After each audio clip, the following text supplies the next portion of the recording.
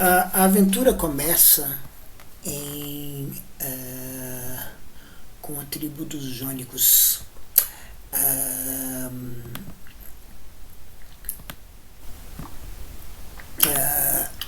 A tribo de Thales, de Anaximandro, a tribo e uma tribo que deu, portanto, origem ao começo dessa aventura, mas talvez não exatamente o começo da aventura da metafísica, mas o começo da pré-aventura, da pré-história desse percurso. Se vocês dão uma olhada nos fragmentos de Anaximandro, o Thales não deixou nenhum fragmento, e a gente eu vou me interessar por Anaximandro e vou me interessar por Anaxágoras nesse momento, porque aqui você tem um confronto que eu acho que é bem interessante para a gente entender talvez como é que esse projeto dessa aventura metafísica foi se consolidando. Mas se vocês consideram esses fragmentos de Anaximandro, que são numerados Dioscrans, né, de acordo com a tradição, enfim, né, Dioscrans da ordenação, do arquivamento dos fragmentos, das partes que foram deixadas, que a gente tem dos escritos pré-socráticos. E lembrando que alguns são relatos de outras pessoas sobre o que foi dito no primeiro fragmento, por exemplo, é um fragmento de Simplício, né, que é um divulgador posterior de Aristóteles.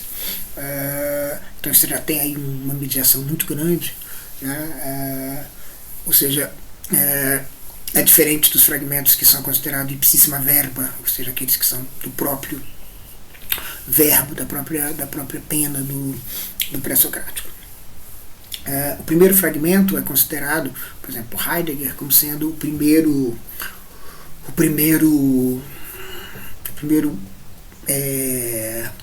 dito do pensamento ocidental.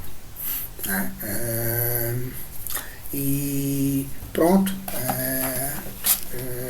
que interessou bastante a Heidegger como tal, como uma espécie de dito inicial, né? E aqui esse dito inicial ele tá mais ou menos na fala de Simplício. Na tradução, digamos assim, local do Eudoro de Souza, a gente tem o seguinte nesse fragmento. Primeiro fragmento, ou seja, a origem do pensamento escrito ocidental, da escrita ocidental, vamos lá, então, né, daquilo que foi registrado como escrita. Essa escrita, como eu disse, ela é uma escrita que tem bastante mediação na história, porque o Simplício teria escrito um livro, esse livro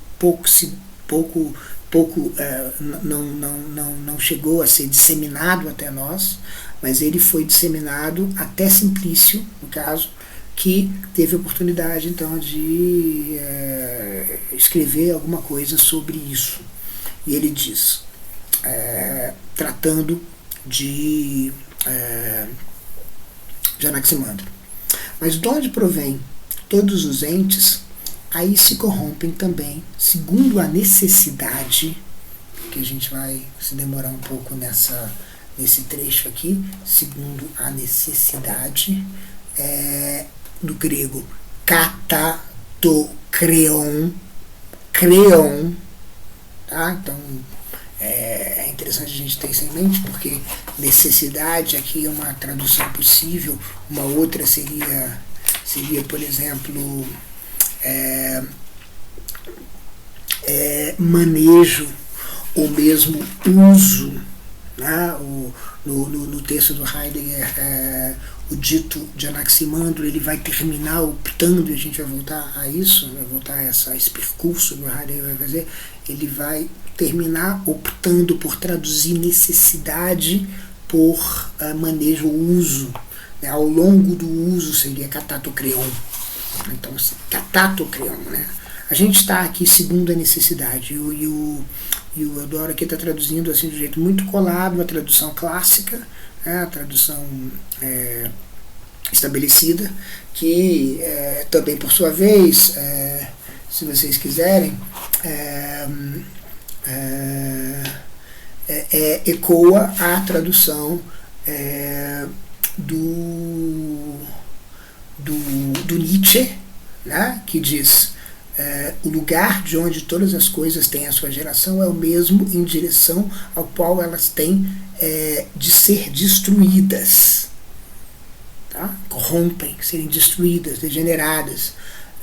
Catatokrion é traduzido como segunda necessidade. Analogamente também na tradução de Gilles, do Gilles Kranz, né? Enfim, para o alemão. Então essas traduções aqui são traduções, a tradução vamos dizer assim, do Eudoro está colado nas traduções do Gilles e do Nietzsche. São traduções, portanto, coladas na ortodoxia. Bom, e depois vem um trecho que vai nos fazer assim, nos fazer demorar um pouquinho, né? Que diz o seguinte: pois pagam uns aos outros expiação e castigo. Expiação e castigo, as palavras que têm a ver com justiça, tem a ver com moral, tem a ver com o estabelecimento de uma espécie de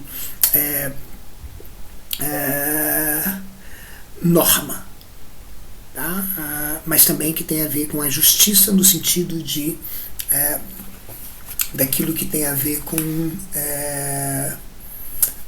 uma espécie de relação entre o que deve acontecer e o que de fato acontece. Então, aquilo que deve acontecer e não acontece mereceria, portanto, expiação e castigo.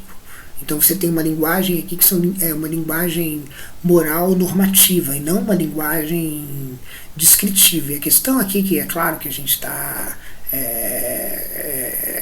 que nos interessa aqui, é que coisa é que a gente está descrevendo quando a gente descreve alguma coisa, né? E esse descrever de alguma coisa, descrever, por exemplo, de um acontecimento quando ele tem lugar, quando ele sucede, né, ele toma lugar de uma outra coisa, e quando ele toma lugar de uma outra coisa é que caberia expiação e castigo. Caberia, portanto, uma espécie de julgamento, uma espécie de instância que põe em questão o que aconteceu, o que teve lugar, quem ocupou o lugar. Tá? Então, pois pagam uns aos outros expiação e castigo, em conformidade com a ordem, tá, do tempo. Tá? Aqui eu acho que é um ponto muito crucial para a gente pensar, pelo menos da maneira ortodoxa, no dito de Anaximandro, nesse momento inicial da aventura, que é justamente o momento em que Anaximandro, portanto, está dizendo: existe alguma coisa que vai ser paga por ocupar esse espaço, que é o espaço em que as coisas têm lugar, onde as coisas ocupam para que elas venham a acontecer. Tá? E o que é que dá esse castigo ou expiação? Né? É a ordem do quê? Do tempo. Tá? Nessa tradução, nessa maneira de entender. Ou seja, é uma conveniência temporal, vamos dizer assim. O Eudoro de Souza oferece em conformidade com a ordem do tempo e também oferece como alternativa segundo a sentença proferida pelo tempo, o que nos deixa ainda mais clara a coisa. Ou seja, é como se o tempo dissesse assim: não, aqui houve alguma coisa que merece castigo, então você vai ser castigado por ter ocupado esse espaço que não é um espaço que está sendo né, que você deveria ocupar. Então, a geração e a degeneração, a geração e a corrupção são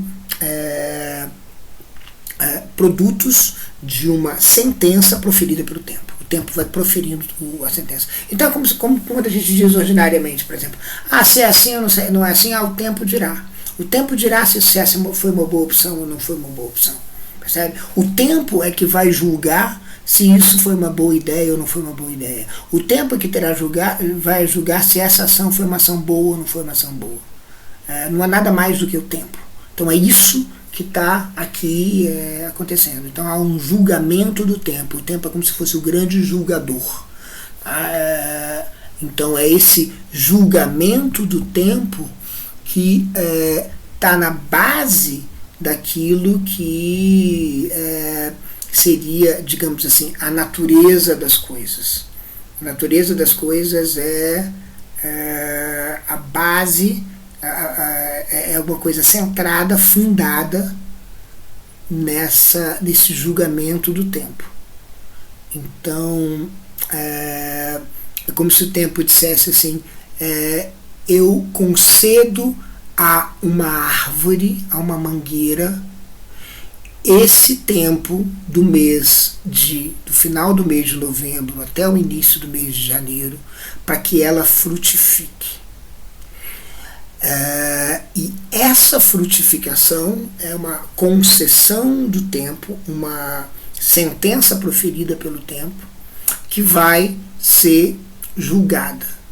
Então, a geração da manga e a corrupção da manga, as mangas no chão, mas também a mangueira que vai eventualmente morrer, também isso seria um procedimento de julgamento do que foi adequado e o que não foi adequado nessa ordem do tempo. É como se o tempo fosse o proferidor de sentenças, então, portanto, ter uma natureza obedecer a uma sentença proferida pelo tempo. E por que eu estou falando ter uma natureza? Numa leitura que interessa a gente, que é uma leitura muito próxima da leitura de Heidegger, o que interessava esses pré-platônicos, esses pré-socráticos, era justamente a natureza do sentido de uma tradução complicada, que eu acho que se deve em grande parte ao próprio Simplício, e como Simplício na verdade se apropriou dos termos, latinizou os termos de Aristóteles, o termo physis, né? Então a physis é o florescimento de alguma coisa, vamos dizer. O florescimento é a degeneração de alguma coisa. Então esse processo de ter a natureza, no sentido que a gente fala de, não a natureza no sentido, eis aqui a natureza, mas dizendo assim, veja a natureza, então, não é isso, é no sentido da natureza das coisas. A natureza das coisas é um produto dessa sentença do tempo. Então, a natureza, ela se dá no tempo. A natureza diz o seguinte, é da natureza, por exemplo, assim, é da natureza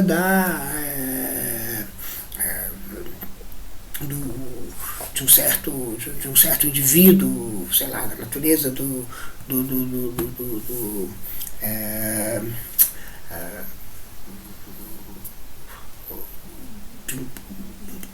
uma pessoa qualquer proceder dessa maneira e não proceder dessa maneira. A natureza dessa árvore, proceder dessa maneira e não proceder dessa maneira. Por quê? Porque esse é o mandato, a sentença que foi preferida pelo tempo. Então a natureza da coisa é justamente aquilo que ela acontece, aquilo que acontece com ela, aquilo que tem lugar com ela e depois aquilo que desacontece, que também é um evento, também é um acontecimento. Então a corrupção, né, se lembra, né?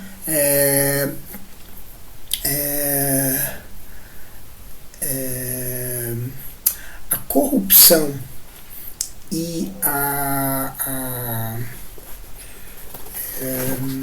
corrupção e a degeneração, né, a gênese, né, e a degeneração, elas são justamente obedecem a essa necessidade. Que necessidade é essa? Necessidade da ordem do tempo. Como é que a gente chama essa necessidade? Essa necessidade está na natureza das coisas. E que natureza das coisas é essa? É a physis. Tá? Então, o Heidegger, por exemplo, vai ler isso como um dito sobre a physis. A physis julga. Né? A physis é como se a physis desse um mandato. A gente né, vai dizer assim, a gente diz estranhos os gregos, né, muitas vezes, mas a gente também diz os gregos começaram essa parada toda que a gente em torno da qual a gente está remoendo, talvez não conseguindo sair, enfim, em particular da história nesse desenvolvimento todo que foi a metafísica. Mas a gente fala, por exemplo, de leis da natureza, né? A gente não está tão longe disso. Quando a gente fala de leis da natureza, o que é essa introdução desse elemento nômico, né? Desse elemento normativo, se quiser, no meio da história? Como assim, leis da natureza? A natureza obedece ou não obedece às leis da natureza? A gente fala, está obedecendo às leis da natureza. A gente fala, está satisfazendo a lei da natureza. Mas satisfazer, na verdade, é uma relação entre um enunciado, uma sentença e uma instância. Né? E essa satisfação é uma satisfação que tem um componente normativo, que pode ter um erro, pode não ter um erro. Você pode acertar ou não acertar nessa parada. Né? Então, a sentença proferida pelo tempo. A sentença proferida pelo tempo é a sentença da physis. E isso é a sentença da physis, então isso significa dizer o mandato que o tempo te dá é o mandato que o tempo dá para a mangueira é um mandato que vai de florescer, frutificar do final de novembro até o início de janeiro. Então esse é o mandato da physis. Né? Então a geração e a degeneração ela está obedecendo a isso. Seguindo o fragmento da maneira como o Simplício faz na tradução do Eudório de Souza, como ele diz em sua linguagem poética, Simplício dizendo, é claro que Anaximandro, porque observou a transformação recíproca dos 4 elementos, não julgou conveniente tomar um deles como substrato. 4 elementos, água, terra, fogo e ar. Não julgou conveniente tomar qualquer um deles como substrato. Tá? Então você não tem um substrato que é a base de tudo. Por exemplo, Tales dizia a água está na base de tudo. Então, ele não considerou que esse é o substrato ou o sujeito central dominante da trama, o hipokeimenon, mas ele fez alguma coisa diferente disso.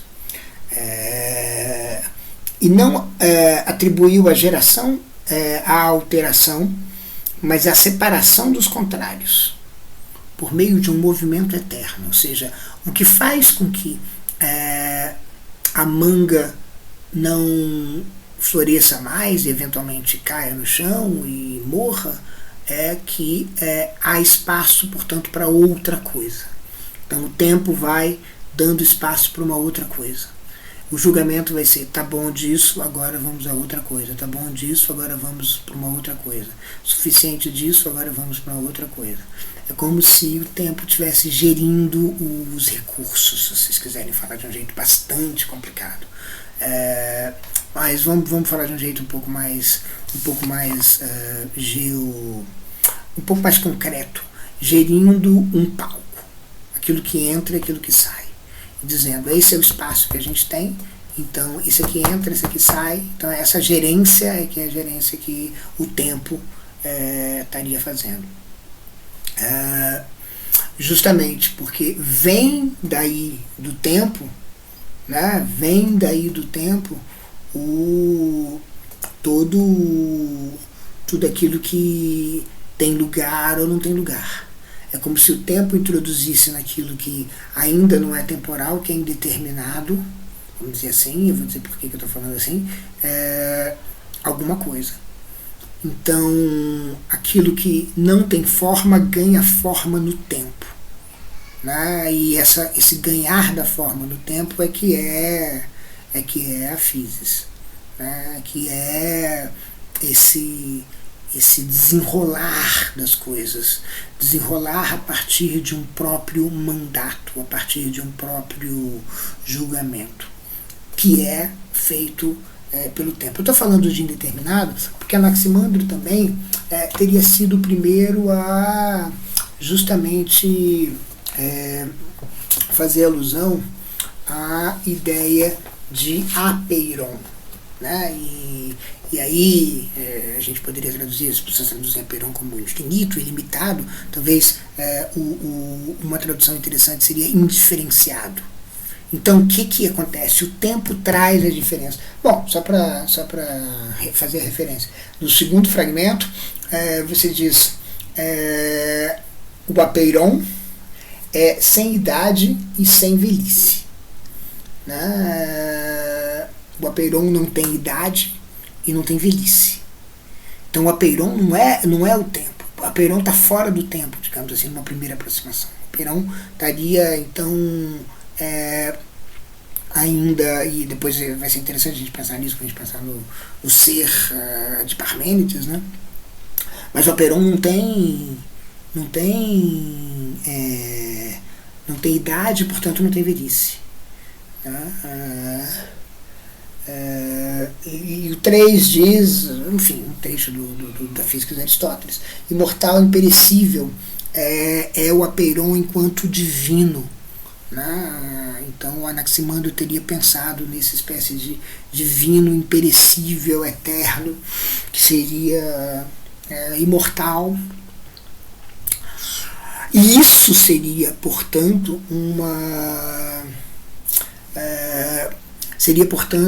aquilo sobre o qual o tempo atua, como se o tempo atuasse introduzindo limitações no ilimitado, diferenças no indiferenciado. E na medida em que ele vai fazendo isso, ele vai justamente julgando, né? Dizendo assim, um pouquinho disso aqui, agora um pouquinho disso aqui, agora um pouquinho disso aqui. É como se todas as distâncias, então, portanto, todas as diferenças, portanto, fizessem essa história, né? O apeiron é esse recurso ilimitado, e a história vai, digamos, colocando limitações, colocando diferenças, colocando marcações aqui, e essas marcações, então, estariam na direção de um... É difícil interpretar Anaximandro, porque a gente tem muito poucas coisas escritas, né? Mas o tempo daria, então, esses cortes, né? Esses cortes seriam julgamentos. Não, menos disso, menos disso, menos disso. E isso é que vai formando a natureza das coisas, que também não é uma natureza fixa, mas é uma natureza que tem a ver com o próprio procedimento em que Anaximandro estaria pensando de alguma coisa vir à tona, ter lugar e depois ser substituída por uma outra coisa que tem lugar. É como por isso que eu estava falando de um palco, é como se uma coisa tem lugar num palco, uma coisa aconteceu, a mangueira apareceu, ou frutificou, e de repente uma outra coisa aparece que a mangueira morreu. Então uma coisa tem lugar, então depois uma outra tem lugar. O que é interessante aqui a gente pensar na Physis é que a Physis, então, ela viria de uma espécie de ponto indeterminado, que é o apeiron. Todas as coisas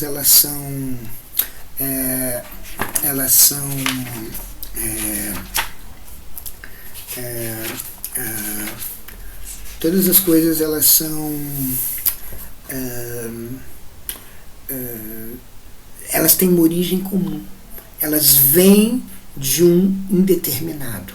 É como se, eu escrevi isso no texto publicado acho que uns quantos anos atrás, sobre um pouco essa ideia de horizonte, que eu não sei se a gente vai ter condição de explorar muito aqui, talvez na discussão, mas a ideia é que aqui a gente, como se a gente tivesse o amanhecer, tá? E é por isso que eu acho que isso também pode, a gente vai pensar que é a origem do pensamento ocidental, né? O amanhecer para essa pessoa da tribo jônica, da tribo dos Milésios, Anaximandro, o momento em que o indeterminado, que é a noite, né, pensa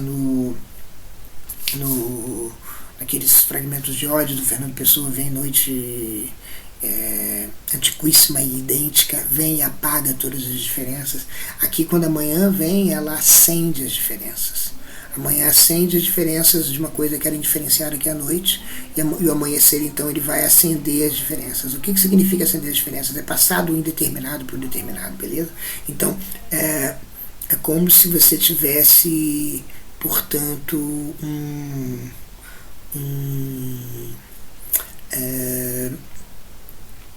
uma diferenciação. O tempo traz a diferenciação. O tempo vai trazendo uma espécie de marcação do diferente, né? Daquilo que não é mais indiferenciado, indeterminado, ilimitado como o que havia antes. Então a noite vai se transformando em dia, o tempo seria uma espécie de incisão da luz, né? Mas uma incisão da luz que ilumina e deixa sombras, né? E que, na medida em que a luz vai passando, ela vai deixando luz sobre algumas partes do mundo e vai deixando em sombra uma outra parte do mundo.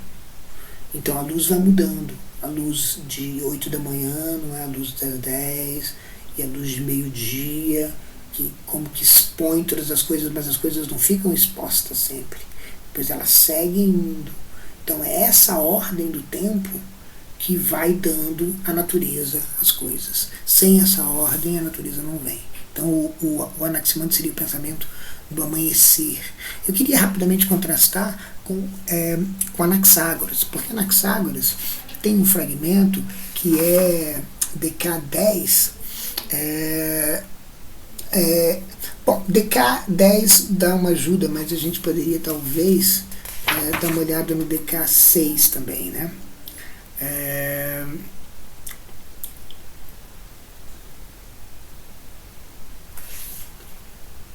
Mas o 10 diz, e esse é um fragmento bastante citado, bastante famoso de Anaxágoras, diz: como preferia cabelo do que não é cabelo? Como preferia carne do que não é carne? Ou seja, não é que a diferenciação é instituída, a diferenciação jamais pode ser instituída. Então Anaxágoras está pensando ao revés de Anaxágoras e ao revés de Anaximandro, e esse é um revés interessante para a gente pensar aqui, nesses primeiros passos da aventura metafísica. Não é que tem um ponto original do qual todas as coisas vêm, mas é que todas as coisas vêm diferentes. Todas as coisas vêm diferentes. É como se a trama começasse meio-dia e não às 5 da manhã antes do amanhecer. Está tudo diferenciado, né? Então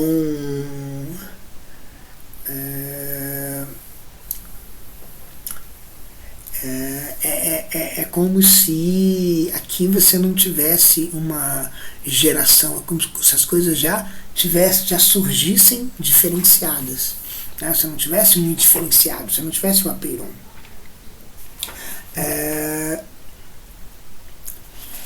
O fragmento 1 do Anaxágoras diz o seguinte: no princípio todas as coisas eram juntas, infinitas em número, infinitas em pequenez, pois também a pequenez era infinita.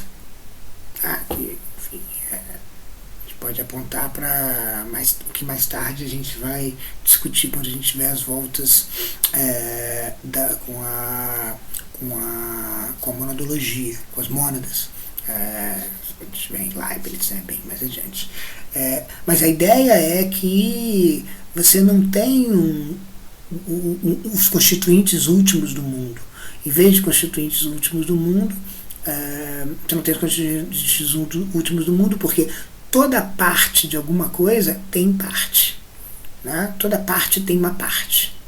Toda parte tem uma parte, que por sua vez tem uma parte, e assim recursivamente.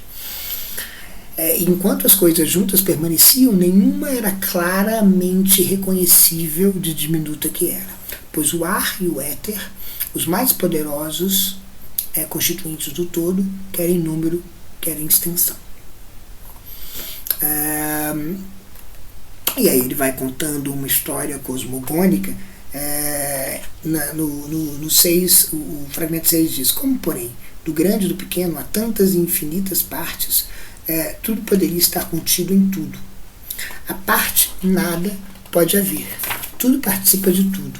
E se o mínimo não existir, também nada existe isolado. Nem pode chegar a existir por si. Tudo tem de ser tal que, no princípio, conjuntamente, tal como era no princípio, conjuntamente. Em todas as coisas, muitas estão contidas, mas em número igual nas maiores e nas menores que se separaram. Por isso, o 7 diz: vedado-nos está conhecer, por razão, por ação, o número das coisas separadas. Então você tem um número infinito de coisas, inalcançável, um infinito inalcançável de coisas separadas. Por aí. Então você tem o anti-Anaximandro aqui, né? E esse artigo que eu mencionava é justamente um que tenta comparar essas duas coisas em termos de horizonte, e pensando em termos da redutibilidade e a irredutibilidade de todas as coisas, né? O que seria pensar que as coisas não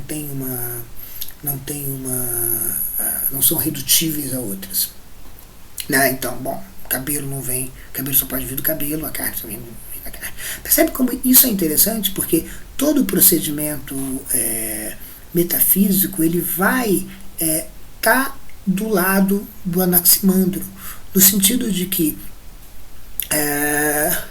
você vai poder produzir a carne a partir do cabelo, o cabelo a partir da carne, porque justamente a captura da inteligibilidade da physis é que vai permitir que a gente, ou quem quer que seja, reproduza esse procedimento de tirar uma coisa da outra.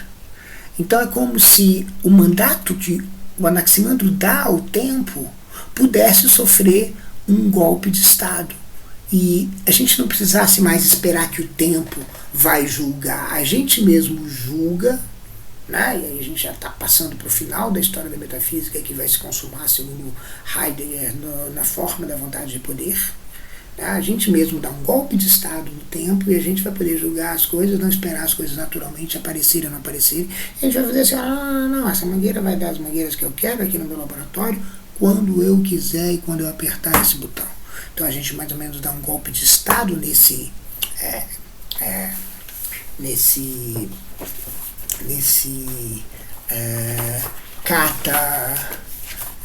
nessa creon, né? nessa catatocreon. A gente dá um golpe de Estado nisso, né?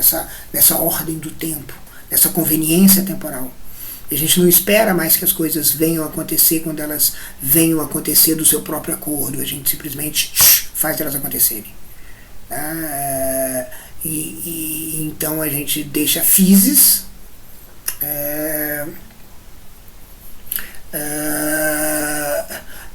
se transformar num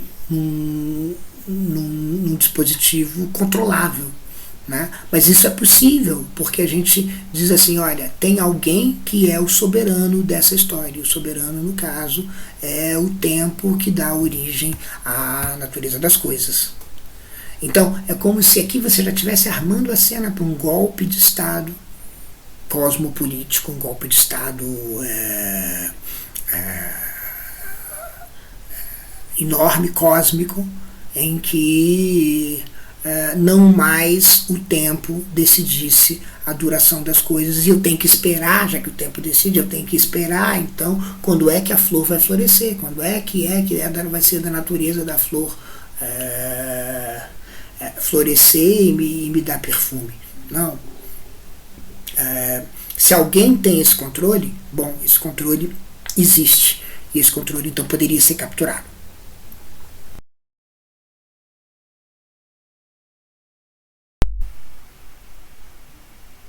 A nossa segunda parada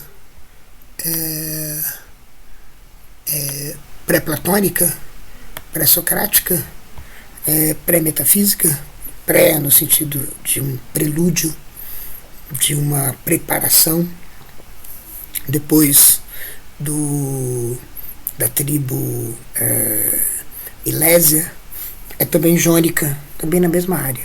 Depois a gente vai atravessar o mar, o Adriático, e vamos parar lá em Vélia, antiga cidade de Eleia, na Calábria. Mas antes disso, em Efesos, também na Jônia, ali perto de Selçuk, a Turquia, e a gente vai para Heráclito. Bom, Heráclito escreveu então esse livro, do qual supostamente se teria apenas esses 126 fragmentos restantes de Os Crânios, né? E esses 126 fragmentos restantes, eles são fragmentos de um livro que se chamava Sobre a Physis. Tá? Então aqui você tem a Physis já diretamente tematizada.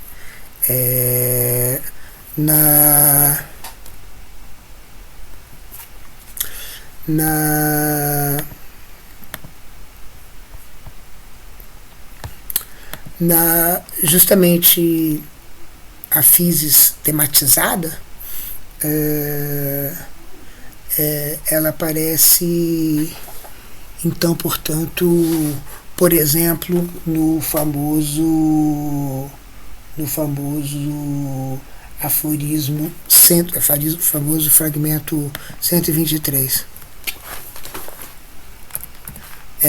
No fragmento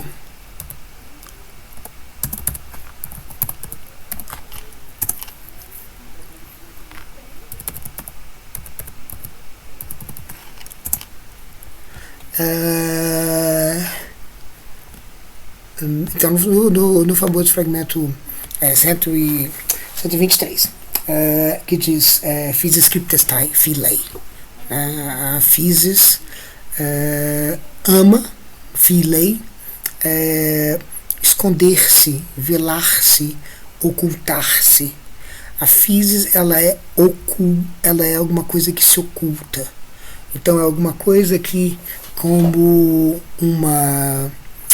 uma aletheia, no sentido que Heidegger vai dar a esse termo, é alguma coisa que se mostra e se esconde. Alguma coisa que ama esconder-se. Alguma coisa que não é uma exposição apenas. Ela tem um elemento oculto, ela tem um elemento recôndito, ela tem um elemento que se retrai, que se contrai, que se vela, que se esconde, que se esquece. Então a Physis, na verdade, as observações de Heráclito são observações sobre supostamente parte de um livro sobre a Physis. Na versão anarqueológica, que a gente teve a oportunidade de publicar há uns anos atrás, os fragmentos, a gente conta então a história do Heráclito como sobrevivendo por milênios depois da sua estadia em Efesos e viajando pelo mundo inteiro, tendo estado no Brasil entre 1994 e o início do século XXI, e depois partido para Der el-Balá, em Gaza, onde teria passado seus últimos tempos de vida, porque está desaparecido desde 2009, durante os bombardeios sobre Gaza. Nesses fragmentos anarqueológicos, o Heráclito então estava refazendo o livro dele sobre a Physis, e infelizmente, com o bombardeio, quase tudo se perdeu e só sobraram de novo fragmentos. Então, só que agora, além dos fragmentos reescritos, os 126 fragmentos reescritos por ele, que ele assim preferiu, ele aí tem todo um texto do qual sobraram fragmentos que foram depois, nesse esforço anarqueológico, numerados até o número 327. Né? Inclusive tem 327, 327A. Né? Em que ele teria dito no 327A, teria escrito o seguinte: esqueçam a natureza, prestem atenção às nódoas. Isso já o Heráclito, depois de séculos e séculos, vendo o que aconteceu com a filosofia que ele ajudou a instaurar, e se reposicionando, se reatualizando diante disso. Mas voltando aos fragmentos, aos 126 fragmentos, vamos dizer, os 126 primeiros fragmentos, ou melhor ainda, para ser mais acadêmico, os 126 fragmentos de K, de Huskranz. Então, eles são fragmentos que giram em torno da physis. Eu gostaria de começar chamando a atenção de dois outros personagens que aparecem nesses fragmentos. Primeiro, o Logos. E o Logos ele é apresentado logo nos primeiros movimentos dos fragmentos. E essa apresentação é mais ou menos assim. Este Logos, sendo sempre o que não entendem os humanos, quer antes de o haverem escutado, quer após de o terem ouvido. Ou seja, você escuta o Logos, você não entende antes e você não entende depois. Pois ainda que tudo suceda em conformidade com esse Logos, inexpertos parecem, mesmo que experimentem palavras e ações, tal como eu as exponho, distinguindo a natureza de cada uma delas, explicando-a tal qual é. Os demais homens, porém, tão pouco sabem o que fazem despertos, quão pouco se lembram do que fizeram dormindo.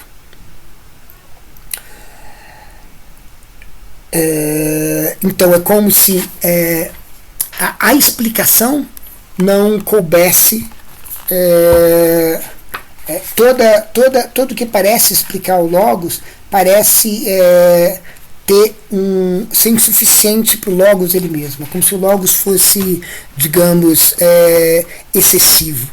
Na versão, digamos, aggiornata, na versão anarqueológica, o Heráclito teria escrito: esse Logos, sempre tão incompreendido pelos humanos, tendo eles escutado antes ou pela primeira vez, pois ainda que todas as coisas se tornem a partir desse Logos, os ignóbeis parecem não ter nenhuma experiência em palavras e ações, tais como eu as exponho, distinguindo cada coisa em sua natureza e dizendo seu ser. A esses humanos tudo lhes está velado, ainda que despertos, tal como se esquecem do que lhes sucede ao dormir. É como se o Logos fosse uma espécie de sonho. Na tradução do José Cavalcante de Souza, que está no livro dos pré-socráticos dos pensadores, a gente tem: deste Logos, sendo sempre os homens se tornam descompassados, quer antes de ouvir, quer logo tenham ouvido, pois tornando-se todas as coisas, segundo esse Logos, a inexperientes se assemelham, embora experimentando-se com palavras e ações, tais quais eu discorro, segundo a natureza, distinguindo cada coisa e explicando como se comporta. Aos outros homens escapa quando se fazem dispersos, tal como esquecem quando fazem dormindo.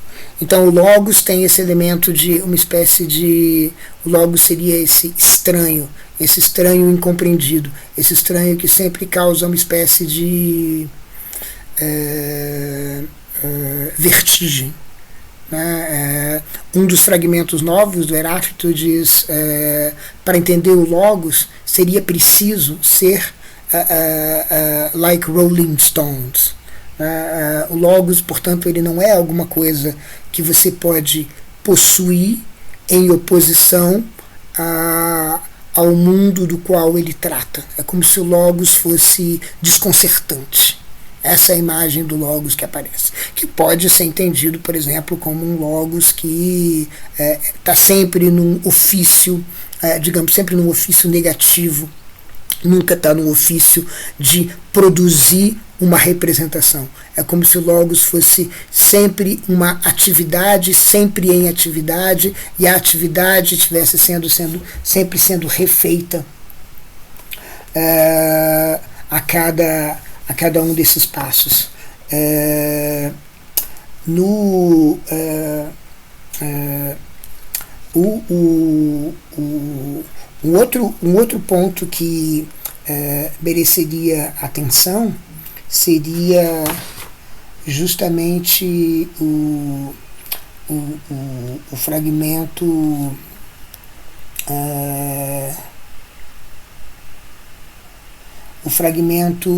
53, que é onde o Polemos, esse outro personagem, aparece. O Polemos, que tem uma relação com o Logos que é importante não perder de vista. O 53 diz, na versão do Cavalcante de Souza, o 53 diz: o Polemos é de todas as coisas pai, de todas rei, e uns ele revelou deuses, outros homens, e mais, um fez os escravos, outros livres. Então o Polemos, ele é aquele que produz tanto os escravos, distingue os escravos dos livres e distingue os humanos dos deuses. Então, portanto, essas distinções, elas são produzidas pelo Polemos. O Polemos, que é, enfim, o combate, a luta, né? a tensão, a disputa. O Polemos ele produz, ele é o que sustenta alguma coisa como senhor ou como escravo, como livre ou como escravo, vamos dizer, e sustenta alguma coisa como humano e como Deus. Então o cosmos, o Polemos, aparece como uma espécie de agente político de tudo. Né? Então o Polemos é o que faz com que uma coisa seja não só que alguém seja o escravo ou livre, mas o Polemos é alguma coisa que faz com que alguma coisa seja também humana ou imortal, mortal ou imortal. Também a mortalidade e a imortalidade são produtos do Polemos, portanto produtos da disputa. Né? A disputa ela pré-existe tanto as condições, vamos dizer assim, da natureza, quanto as condições da organização de uma sociedade humana. Então, é preciso entender isso sempre em termos desse outro personagem. A gente então tem a Physis, tem o Logos, tem o Polemos e tem o personagem do fogo, que no 30 aparece da seguinte maneira: esse mundo, o mesmo de todos os seres, nenhum Deus, nenhum homem o fez, mas era e será um fogo sempre vivo, acendendo-se em medidas e apagando-se em medidas. Né? Então esse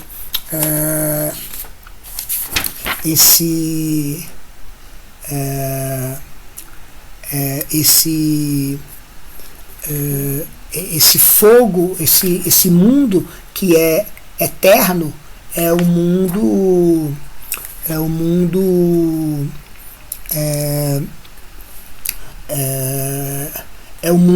do Polemos, é o mundo da Physis e é o mundo do Logos. Então aqui você não tem, digamos assim, uma espécie de pré-estrutura, né, da Physis, que, por exemplo, ordena alguma coisa de uma vez por todas. A Physis, ela ama esconder-se. O Logos, ele é tonitruante, ele é uma vertigem. E o Polemos, ele é aquilo que em disputa está regendo todas as coisas. Então você não pode, por exemplo, ter um Logos que extrai o Polemos das coisas, porque o Polemos ele também determinaria o que esse Logos faz. Então a relação entre o Logos, o Polemos e a Physis é uma relação de entrelaçamento. Né? Não é uma relação em que um pode ser separado do outro e contemplar o outro. Não é que o logos pode contemplar a physis, porque o logos ele é ele mesmo tonitruante. É como se o pensamento fosse alguma coisa que você não pode simplesmente domar a ponto dele se transformar num conjunto de representações daquilo que já está fixo, estabelecido, que é a natureza, que seria a physis. Por outro lado, Polemos está estruturando a physis ao mesmo tempo. E Polemos, não tem nenhuma razão para a gente acreditar que Polemos também é alheio ao logos. Né? Então esse triângulo, Polemos, logos, physis, ele forma mais ou menos um entendimento,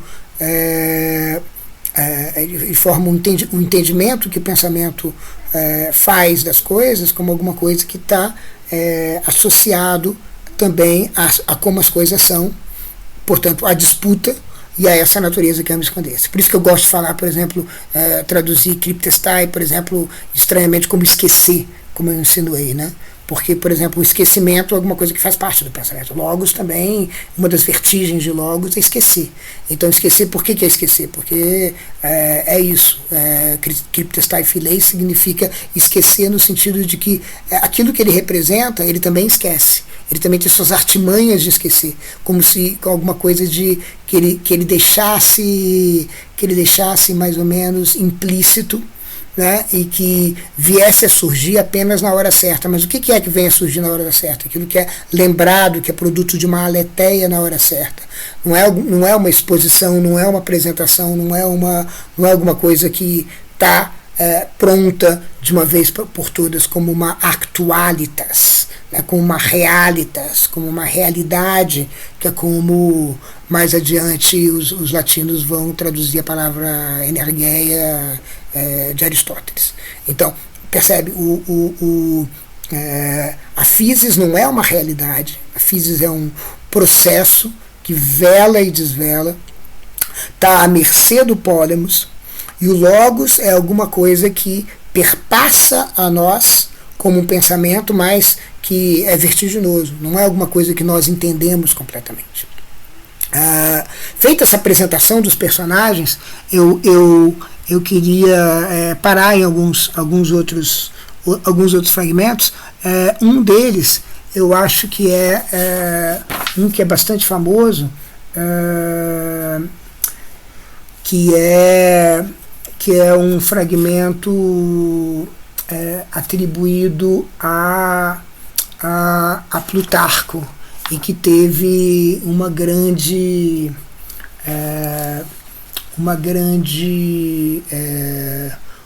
impacto sobre a leitura que Aristóteles vai fazer de Heráclito. Aristóteles que vai entender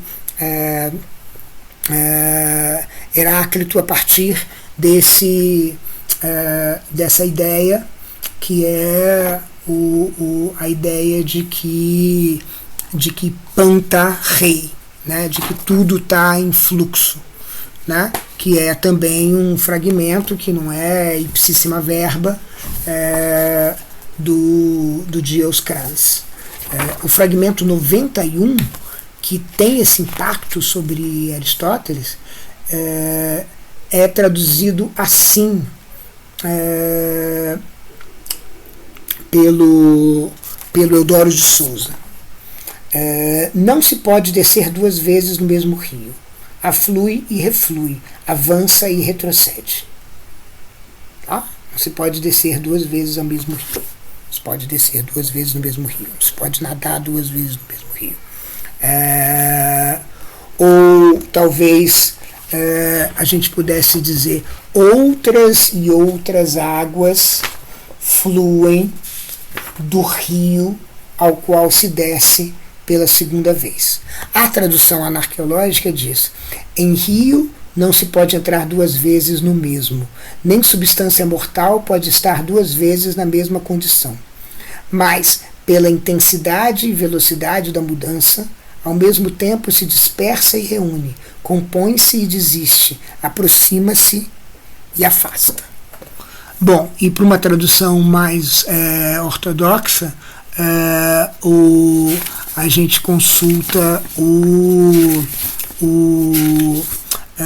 Cavalcante Souza, que diz: em rio não se pode entrar duas vezes no mesmo. Segundo Heráclito, nem substância mortal pode tocar duas vezes na mesma condição, mas pela intensidade e rigidez da mudança, dispersa e de novo reúne, ou melhor, nem mesmo de novo, nem depois, mas ao mesmo tempo, compõe-se e desiste, aproxima-se e afasta. Bastante diferente da tradução do Eudoro, nem tão diferente da tradução anarqueológica. Essa ideia ela tem a ver com essa impressão, essa leitura aristotélica ela motiva essa leitura aristotélica de Heráclito, segundo o qual, para Heráclito, tudo está em complexo fluxo, que significa dizer não há estabilidade. Tá? Então, o logos não é um sítio de estabilidade, o polemos não é um sítio de estabilidade, a physis também não é um sítio de estabilidade, se estabilidade significa exposição. Né? Então, vem daí o pantarrei. Né? O pantarrei que vai dizer que vai ser justamente aquilo que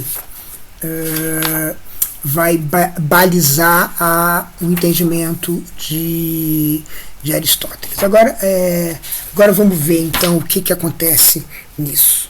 Né? Nessa interpretação de Aristóteles, de Heráclito, o que vai acontecer é que entre os heraclitianos você encontra alguém como Platão. Platão heraclitiano, o Aristóteles fala isso, acho que se não me engano, no livro Mu, da Metafísica, entre outros lugares, e sendo um heraclitiano, ele acredita que no mundo sensível é pantarrei. Tá?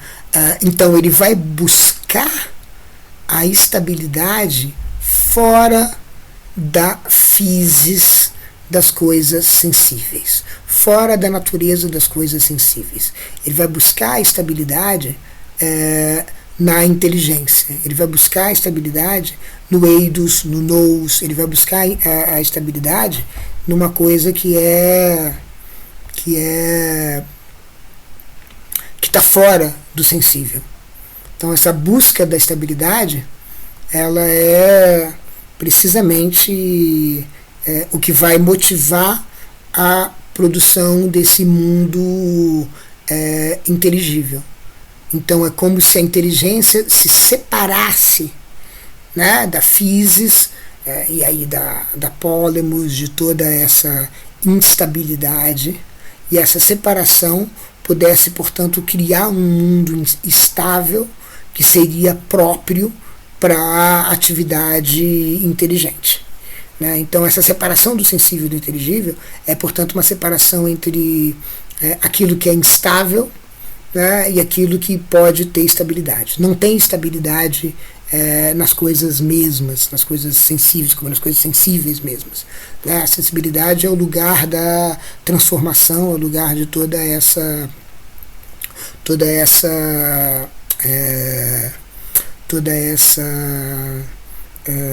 turbulência.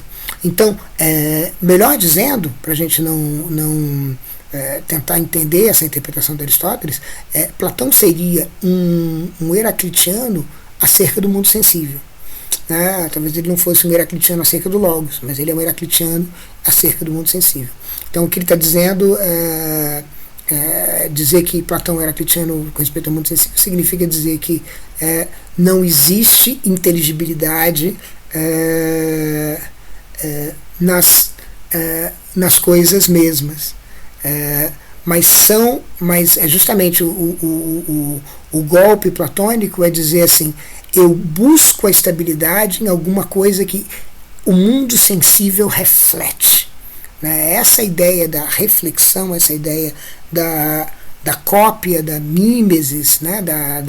Como se houvesse um outro mundo, de que esse mundo é um mundo de sombras, é a ideia que vai permitir que seja possível a estabilidade. Por que a estabilidade importa?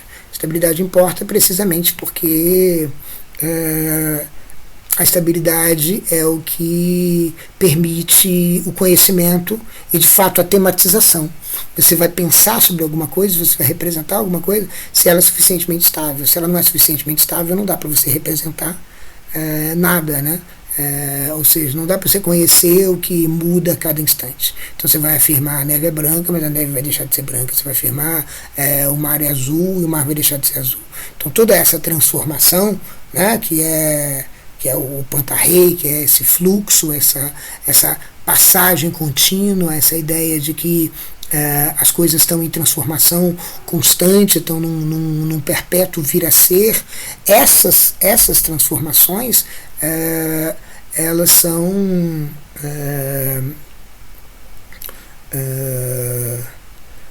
justamente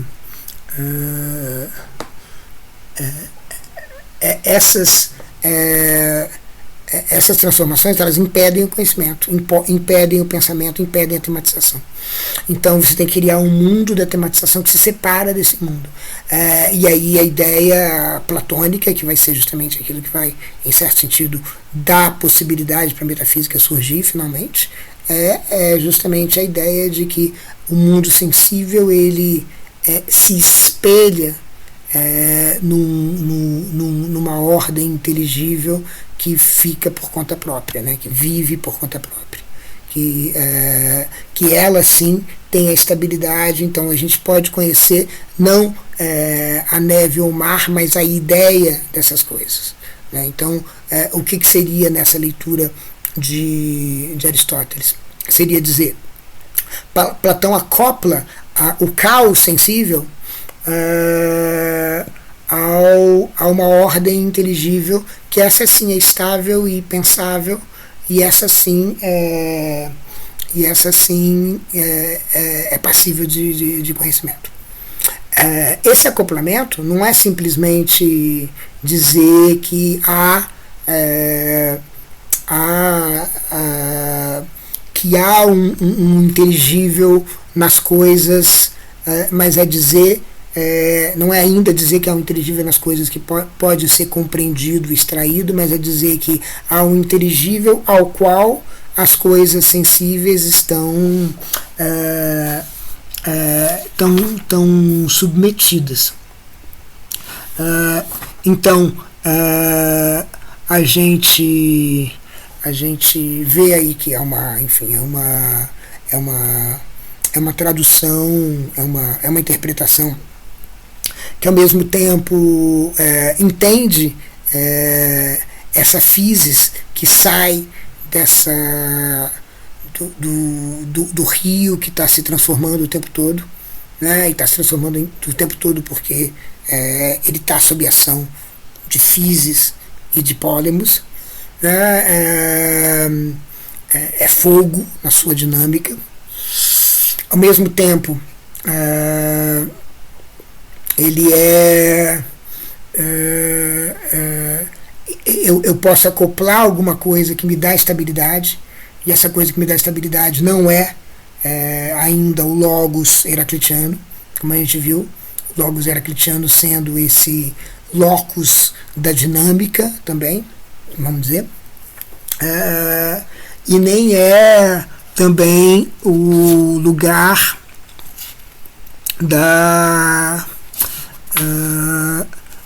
e nem é também alguma coisa que o Heráclito parece estar tentando fazer, tá? Ele não está submetendo o mundo sensível a nada. Ou seja, para dizer que Platão é um heraclitiano não é dizer que Heráclito é um platônico.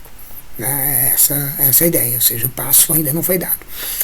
Como Heidegger vai dizer, você já tem os personagens, em particular physis e logos, mas você não tem ainda a ideia de que você pode separar physis de logos.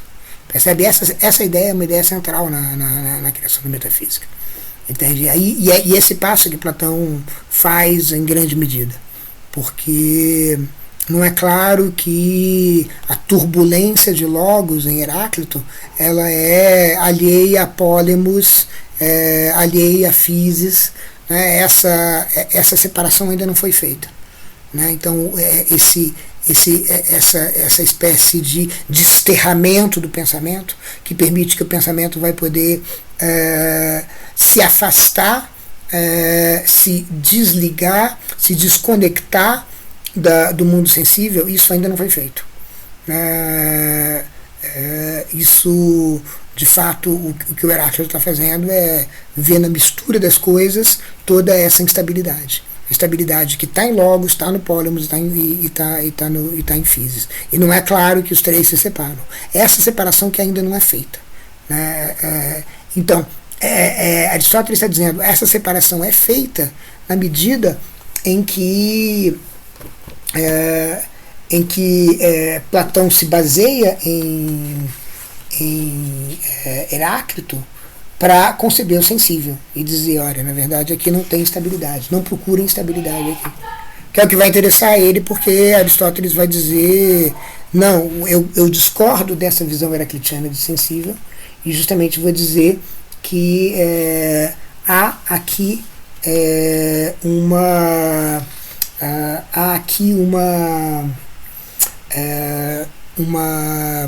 estabilidade, né? Há aqui no sensível uma estabilidade, ou seja, não é à toa que as coisas acontecem, elas têm uma necessidade, elas vivem nessa necessidade, né?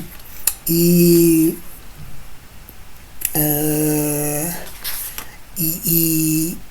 portanto, essa necessidade que poderia ser extraída do próprio sensível. Não é uma estabilidade que é alheia ao sensível. Então, o ponto de partida nesse sentido, do ponto de vista de Aristóteles, e de Platão é muito diferente. Porque o ponto de vista de Platão é um ponto de vista heraclitiano. Né? E a gente vê como aqui o que não tem aqui no Heráclito, né, é justamente essa saída, esse logos extraterrestre, esse logos que se retrai ele mesmo, que se retira, né, esse logos que sai fora e pode contemplar as coisas de modo a elas se tornarem eventualmente tão entendidas que redundante, tão analisadas que replicáveis. É isso que falta aqui, né? A gente pode parar, por exemplo, no 64, que é um fragmento que eu gosto muito, que diz assim: de todas as coisas o raio fulgurante dirige o curso, que dialoga com por exemplo, o 52, que diz o tempo é uma criança jogando e brincando, o poder real é de uma criança. Ou seja, é um pouco um diálogo com Anaximandro, que está falando de uma espécie de justiça da ocupação dos lugares, né, do tomar lugar. Essa tomada tem que obedecer a alguma justiça que está no próprio destino. Mas o pensamento não é um afastamento disso. O pensamento é um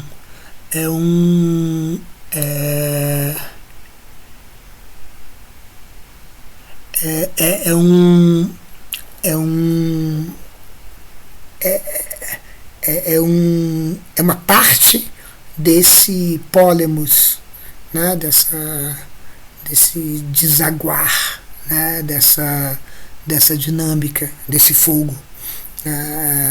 Mas é claro, o que o Platão vai acoplar a Heráclito é uma noção de nous, uma noção de inteligência que é alheia à maneira como Heráclito ele mesmo concebia o Logos. E aí a gente vê um pouco essa diferença, essa distância entre, digamos, o pensamento platônico e o pensamento pré-platônico.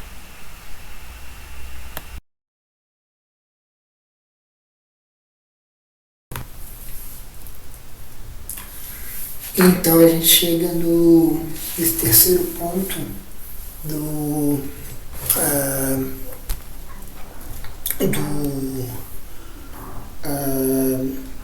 dessa nossa jornada pré-platônica, e nesse terceiro ponto a gente vai parar, como eu disse, em Eleia, os Eleatas, e vamos fazer uma parada em Parmênides, do qual a gente ligou esse poema, que é geralmente dividido em 3 partes, né? E essa divisão é uma divisão que ajuda a gente a entender o que está em questão. A primeira parte é entendida como fragmento, que é o proêmio, como o pessoal chama às vezes, que é aquilo que está no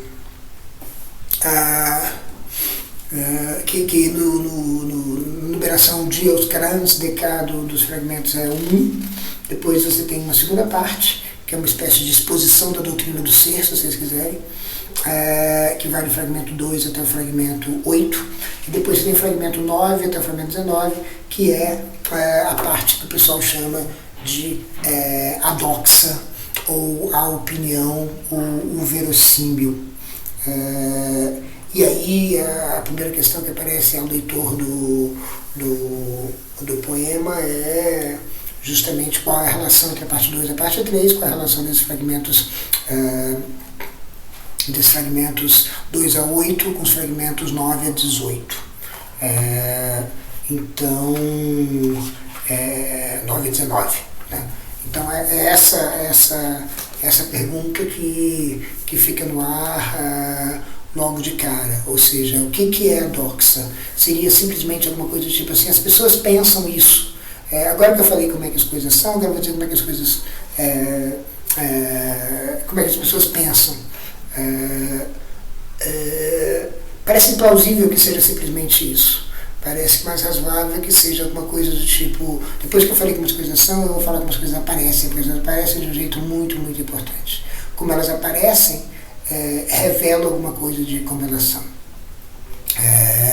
E aqui, para a gente entender isso, a gente tem que entender, digamos assim, a importância, digamos assim, em certo sentido especial de Parmênides nesse processo, que é o processo da história da metafísica, que é o processo da produção de uma vocação para o pensamento, que é a vocação de conhecer,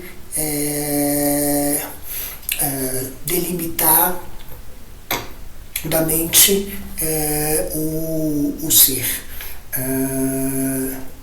Então, como é que Parmênides tem uma importância na medida em que um dos gestos importantes de Platão, enfim, no Sofista, que é o locus clássico dele, ao qual a gente vai se referir em seguida bastante, é o gesto de introdução do nada, justamente o nada que não está em Parmênides, justamente o nada que não está no sentido de que não é alguma coisa que o não ser não é, tá? Então, portanto, o nada não é, o não ser não é, o não ser não pode ser pensado, o não ser não pode ser dito. Né? Então, o que significa isso? Alguma coisa que tem mexido com a imaginação das pessoas há muito tempo, né? Dos leitores do poema há muito tempo, ou seja, que coisa é essa, né? Que mundo é esse desprovido de nada e que o não ser não pode ser falado, não pode ser pensado, e o não ser não é. Então as pessoas se debruçam na caracterização do ser para tentar entender o que é esse ser que, por exemplo, bastaria. Né? Pronto, em particular, no Sofista, a trama é que o estrangeiro, que é um eleata, que chegou em Atenas, que veio, portanto, dos ensinamentos de Parmênides, acaba sendo forçado ou instado a abandonar essa doutrina e admitir o nada não como um elemento primitivo do mundo, mas como um elemento composto do mundo, como ser completamente nada, completamente outro. E esse momento do abandono é o momento do parricídio, momento em que o mestre Parmênides é colocado, é abandonado por esse Eleata, que então está recomendando uma posição segundo a qual o nada é um componente. Um componente ainda que composto, não primitivo, mas um componente. Bom, então a gente pode começar lendo um fragmento como o 2, que diz: um caminho que é e não é possível não ser. Essa é a via da persuasão. Outro caminho, que não é e necessariamente existe o não ser. Que caminhos são esses? A gente vai se perguntar daqui a pouco. Depois aparece justamente esse fragmento 3, que é um fragmento muitíssimo citado, muitíssimo importante para a história da filosofia, que diz: pois o que existe para pensar e ser é o mesmo. O que existe para pensar e ser é o mesmo. O conteúdo do pensamento e o conteúdo daquilo que é o mesmo. Então, portanto, se aquilo que é não pode não ser, não está disponível no pensamento o nada. Então, a gente pode ver aqui o tamanho do parricídio que o estrangeiro vai fazer ao admitir que sim, é possível pensar e dizer o nada. Então aí vai aparecer então em seguida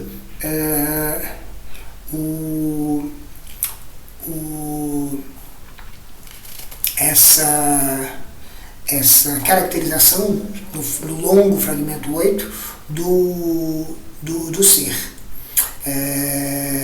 Como poderia o que é vir a deixar de ser? E esse é o ponto central. Como poderia ele ter chegado a ser? Tá? Se foi, não nem é se vier a ser. Portanto, extinta está a geração e abolida a corrupção. É indivisível. Indivisível é, pois todo ele é idêntico. Tá? Ele é idêntico. O ser é idêntico. O ser não tem uma distinção entre ele, porque a distinção vai fazer com que alguma coisa deixe de ser quando outra é. Não há aqui um ser mais forte e ali um ser mais fraco, o que romperia a coesão do todo. Não há intensidades de ser. Tudo está repleto do mesmo ser. Por isso, todo ele é contínuo, pois o que é contíguo ao que é. É imóvel, inalterável, dentro dos limites dos poderosos vínculos sem princípio nem fim. Porque a geração e a corrupção para muito longe foram banidas pela verdade persuasiva. Como no mesmo persistindo, ele jaz em si mesmo, sempre no mesmo lugar permanecendo. E é por isso que não pode o que é ser infinito. Importante, pois de nada carece. Infinito que fosse, de tudo careceria. Uma observação que não sei se a gente vai se debruçar muito sobre ela, mas é interessante que diz respeito ao tipo de imagem de infinito que ele tem. Né? O mesmo é o pensar e aquilo por virtude do que o pensamento é. Porque, apartado do ser no qual o pensamento se expressa, nunca encontrarás o pensar. Não existe pensar fora do ser. Então, pensar está atrelado ao ser. Então, esse atrelamento é um atrelamento muito interessante. Logo para começo de conversa. Você está pensando nesse pré-metafísico, nesse prelúdio metafísico, nesse prolegômeno, uma coisa que não é metafísica. Por quê? Porque o ser não pode se deslocar, o pensamento não pode se deslocar do ser.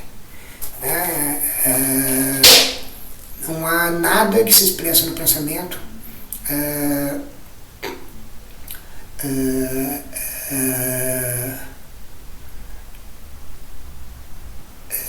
esteja apartado do ser.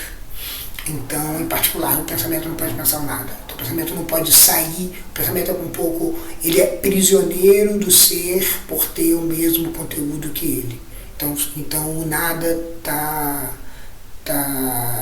de alguma maneira vedado ao pensamento. E aqui é interessante a gente pensar no que é a própria natureza do ser e do pensar, no sentido do que é justo, do que é proibido, do que é permitido, essas coisas.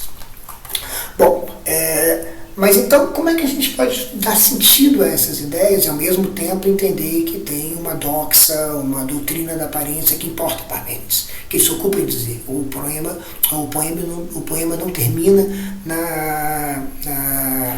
no fragmento 8, ele tem alguns outros fragmentos, do 9 ao 19. Por que ele se ocupa disso? Né? Uma maneira da gente entender isso, que talvez não seja uma maneira completamente fiel a Parmênides, mas é uma maneira de rejeitar o parricídio, é a maneira que tem sido defendida nos últimos anos por um neoparmenidiano chamado Emanuele Severino. Emanuele Severino, a imagem que ele faz é mais ou menos a seguinte: o que significa dizer que o ser nunca pode deixar de ser, ou seja, que ele é eterno, que ele é permanente. Significa dizer que há uma diferença entre o que aparece e o que não aparece. A imagem que ele faz é a imagem do tramonto, que é uma imagem também muito importante para o Eudoro de Souza, que é esse filósofo de Brasília que a gente tem usado, que eu tenho me referido um tanto. O Severino usa essa ideia do horizonte.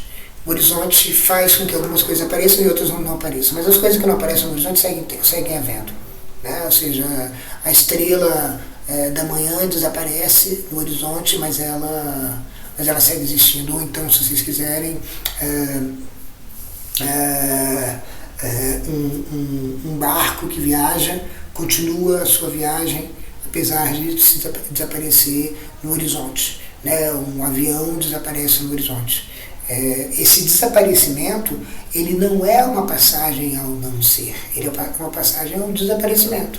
O aparecimento e o desaparecimento, eles são cruciais para o ser, mas eles não significam impermanência, né? O Severino vai dizer, a permanência ela é mantida, ou seja, tudo aquilo que acontece, ou seja, como se a gente estivesse dizendo assim, tudo é permanente, aquilo que existe é permanente.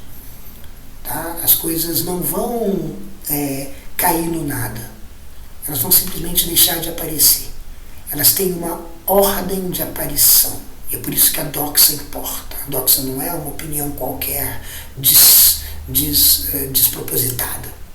A doxa tem a ver com a aparência, a doxa tem a ver com aquilo que aparece a nós. Aparece que as coisas são e já não são mais aparentes, deixam de ser aparentes, mas isso não quer dizer que elas simplesmente deixam de ser. Isso quer dizer que elas simplesmente, quer dizer que elas saem da nossa vista. Sair da nossa vista não significa parar de existir. Sair da nossa vista significa sair da nossa vista, né? Ou seja, não ser mais aparente, não está mais visível, não está mais audível, não está mais acessível, mas ainda lá. Então todas as coisas, o parmenidismo na imagem do Severino seria uma coisa que iria na seguinte direção: todos os eventos, eles vamos fazer de uma maneira, todos os objetos, eles são eternos, permanentes, sempre existiram. Existe um tempo em que ele surge e um tempo em que ele não surge. Então o evento do surgimento do objeto é um evento de aparição, né? Mas a aparição, ela está embrenhada no ser. Então não é que a aparição ela é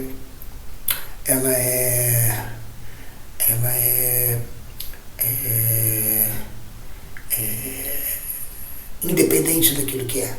A aparição, a aparência, ela é uma espécie de, vamos lá, uma espécie de manifestação, se vocês quiserem usar, enfim, o tipo de linguagem que o Heidegger vai privilegiar lá pelas voltas da seção 7 do Ser e Tempo. Então é uma manifestação. Né? Então essa manifestação, e aí a gente pode começar a entender como é que Platão pensa nessa ideia da subalternidade do sensível ao inteligível, porque é como se o sensível fosse parte, né? Fosse parte daquilo que é. Então, se você captura o ser, né? Com isso, você, em certo sentido, tem a aparência na sua alçada. Tá? Mas, veja, isso é só uma pista para Platão que a gente pode explorar depois. O que importa para Parmênides é que as coisas, o que importaria para Parmênides nessa leitura do Severino, é que as coisas são permanentes, só que elas aparecem e desaparecem. Esse aparecimento é mais ou menos função do que elas são. Né? É como se o tempo fosse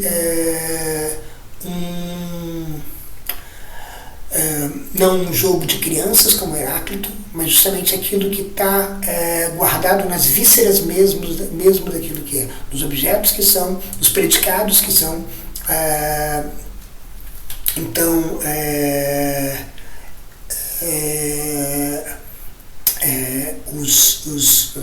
as suas qualidades, elas são permanentes.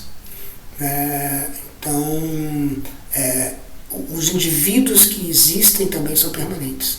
E não os indivíduos que podem ser permanentes, mas mudar. Por exemplo, você pode imaginar que um indivíduo é permanente, mas ele passa por várias metamorfoses e se transforma numa outra coisa. Se não fosse, ou modalmente, se não fosse uma coisa, ele seria uma outra, etc.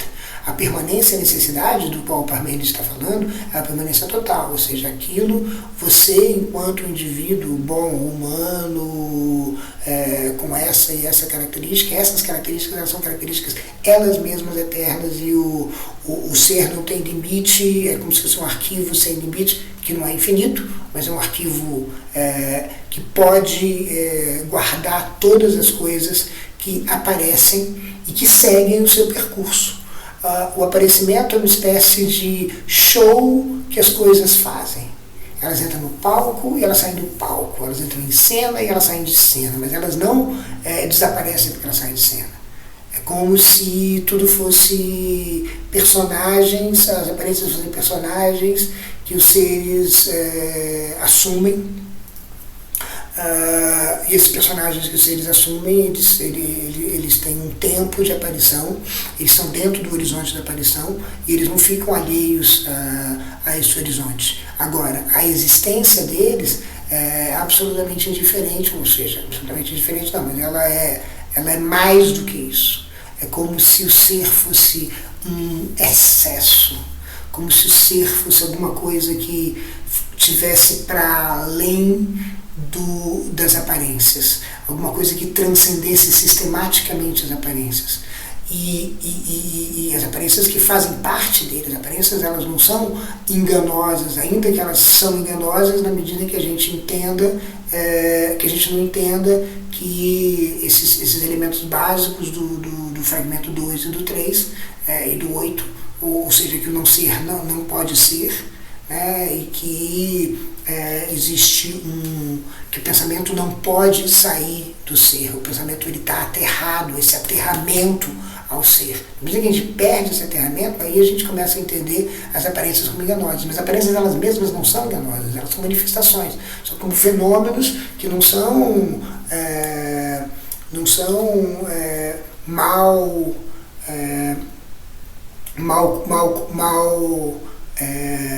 imagens ruins daquilo que é. São fenômenos no sentido de que são imagens e as imagens fazem parte do que a coisa é. A aparição faz parte do que a coisa é. Uma coisa é, aquilo que uma coisa é envolve o que ela aparece, a manifestação que ela dá. É como se fosse digamos assim, a minha cara, a minha aparência fosse a minha manifestação. Ela não é um engano sobre mim. Né? É como se fosse dizer, a aparência ela é uma parte do que as coisas são. Então você pode entender o estado em que eu estou olhando para minha cara. As aparências, é claro que podem enganar, mas isso não quer dizer que não há um vínculo entre a aparência e aquilo que a coisa é. E é esse vínculo que, por exemplo, você vai dizer assim, eu decido, vamos lá, eu decido manifestar a minha opinião sobre isso, a minha emoção sobre isso, o meu sentimento sobre isso, eu decido manifestar. Eu posso decidir também não manifestar, mas isso não quer dizer que o que eu manifesto deixe de manifestar, não seja, digamos assim, não esteja arraigado naquilo que eu penso ou sinto. Então, as coisas aparecem ou desaparecem. Lembra, physis scripta filei. Aqui, o ser também aparece e desaparece, mas isso não tem nada a ver com nada. Isso não tem nada a ver com nada. O ser é uma espécie de garantia da permanência de tudo. E aqui o Severino nos permite um pensamento muito interessante, uma emoção muito interessante, a emoção da permanência, a emoção de que as coisas não vão desaparecer, a emoção de que as coisas não vão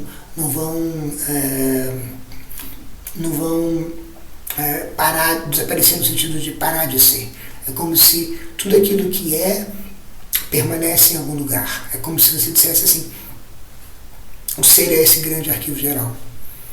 Está tudo sendo arquivado.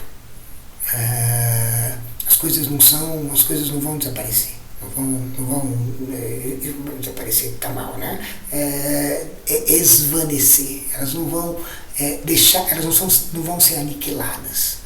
Todas elas já estão salvas de antemão. Por que elas são salvas de antemão? Porque tem uma permanência de tudo.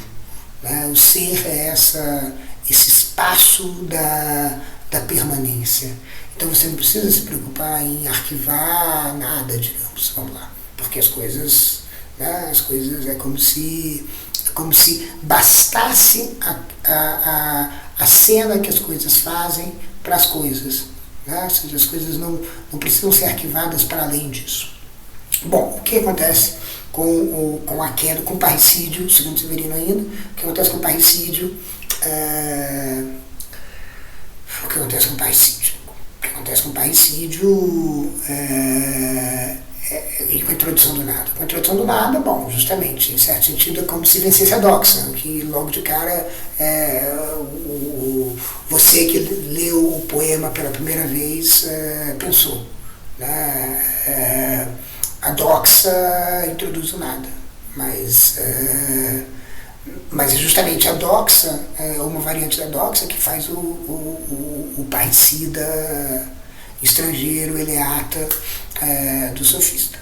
Bom, então o parricídio, por exemplo, ele é capaz então de introduzir o nada na jogada.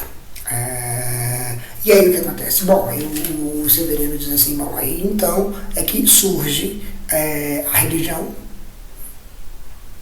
na busca da salvação, na busca do arquivo, na busca de que eu não me perca, porque a morte é simplesmente o fim da minha aparição. Mas não é o meu fim, porque eu sou eterno como tudo é eterno. Eu não tenho nenhum privilégio de ser eterno. A religião vai me fazer o quê? Vai me prometer me tirar do nada que o parricídio me colocou. Então, o parricídio é um gesto fundante. A introdução do nada é o niilismo fundante do qual a religião vai tentar retirar. Então, uma boa parte do pensamento ocidental é um pensamento de tentar se recuperar dessa aniquilação inevitável, como se as coisas fossem, a impermanência fosse intolerável. Então, nesse estado de espírito em que a permanência é intolerável, em que o presente é insuficiente, não há mais nada a fazer a não ser procurar uma forma de garantir que esse caráter fugidio do presente não tome conta de todos os meus momentos. Né? Então a religião vai aparecer nisso. Né? E o Severino vai dizer mais, claro, né? E aí é esse gesto parecido que vai introduzir a metafísica. Como é que a metafísica, por que a metafísica vai ser introduzida aí? Bom, porque a metafísica vai dizer, digamos assim, eu tenho então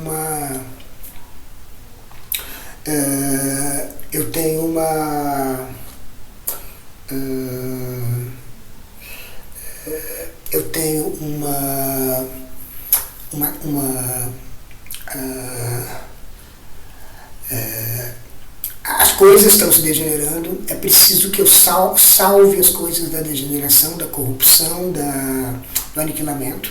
E para salvar as coisas do aniquilamento, porque o aniquilamento é o nada, é uma aniquilação, é portanto alguma coisa intolerável, como eu disse. Então eu preciso capturar elas e arquivar elas, expor elas, manter elas num lugar in vitro, que é a inteligibilidade delas, para que eu possa obtê-las de novo quando eu precisar e para que eu possa duplicá-las, portanto, quando eu precisar reavê-las. Então, a metafísica é o gesto de compreensão que viria do niilismo, ou seja, viria da ideia de que é preciso compreender as coisas antes que elas desapareçam. É preciso replicá-las no entendimento para a gente poder manter elas. Né? Então, é essa ideia, como vocês quiserem, essa ideia messiânica, né? A ideia de manutenção daquilo que de outro modo não seria mantido, né? Porque está fadado ao aniquilamento. Então essa ideia de que o nada espreita o ser, essa ideia precisamente que Parmênides tenta impedir. Né? Quase como se ele estivesse vendo o pesadelo do niilismo, como se ele estivesse tendo esse pesadelo e dizendo, olha, na verdade a gente tem que escapar disso, porque senão a gente vai... onde é que a gente vai parar nisso? Entre religiões e metafísicas e uma política de tentar colocar o mundo à minha disposição antes que eu e o mundo desapareçam, no sentido de novo, de aniquilação. Sejam aniquilados, sejam tragados pelo nada. Então essa boca tragadora de tudo, ela é uma boca, se vocês quiserem, uma boca drone, uma boca de terceira pessoa, uma boca que não está em lugar nenhum e que simplesmente olha para o ser como de um ponto de vista externo, de um ponto de vista de fora. Não é um olhar de dentro para fora, mas é um olhar de fora para dentro, que o niilismo justamente nos habilita a ter ou a imaginar que a gente está tendo.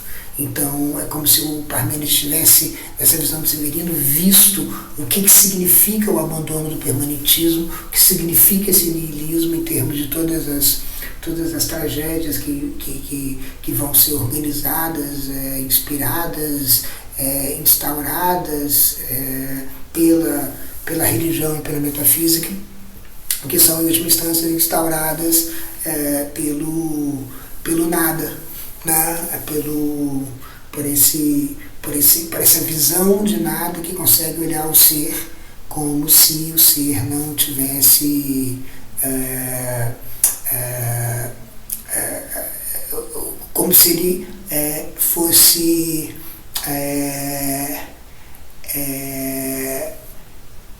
passível de ser devorado. Então, justamente, o que Parmênides tenta, e talvez aqui é uma tentativa dramática de impedir a metafísica, né, de impedir o pesadelo da metafísica que talvez ele esteja vendo, é impedir que a gente imagine um nada ser que circunde o ser por todas as partes.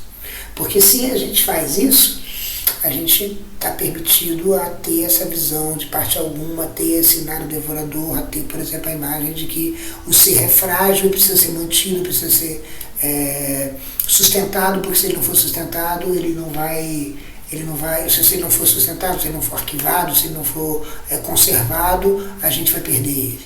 Todas as coisas a gente vai perder se a gente não tiver um entendimento que consiga replicar ele, replicar aquilo, né? Então, eu capturo o código genético do meu animal, porque eu sei que meu animal vai morrer, mas o meu animal aqui agora eu posso refazê-lo. A minha planta, eu posso refazê-la. Né?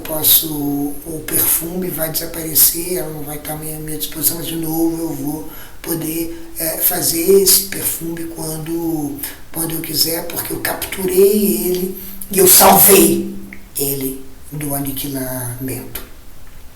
O que significa salvar do aniquilamento? Significa precisamente isso, né? Salvar do aniquilamento é justamente salvar do nada. Salvar do aniquilamento. Salvar da nadificação.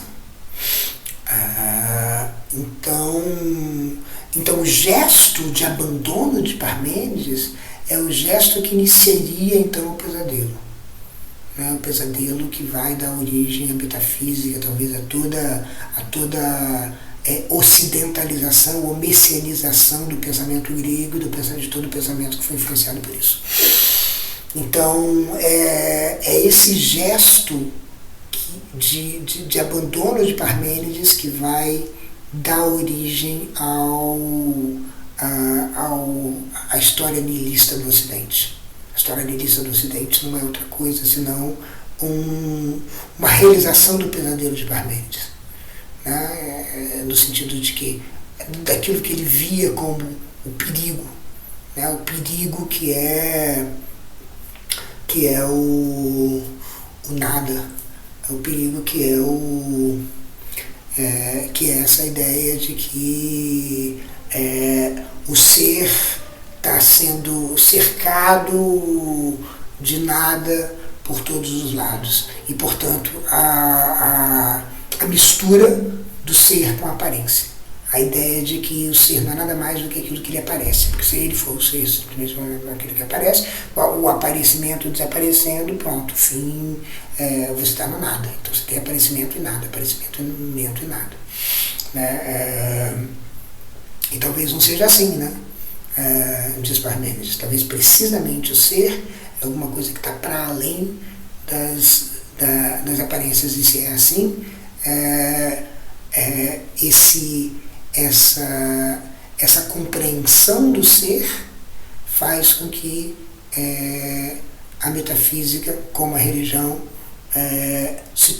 sejam contornáveis, apareçam como desnecessárias, não sejam tão tentadoras. Então, é como se Parmênides fosse uma espécie de antídoto a uma tentação que de alguma maneira ele vê, né? Que é essa tentação que vai desembocar na história da metafísica. Então, é como se o Parmênides estivesse sentindo a urgência de exorcizar o nada no pensamento. Porque se o nada entrar no pensamento, então a gente vai transformar o pensamento numa fricção entre ser e nada. E essa fricção é que ele diz assim, isso não tem nada a ver com o pensamento. Essa fricção é que desterra o pensamento. É como se o pensamento então pudesse ver a aniquilação do ser. Né? Mas justamente o ser é alheio à aniquilação. A aniquilação, Parmênides insiste, é impensável. Né? E essa impensabilidade é que garante de alguma maneira o aterramento do pensamento.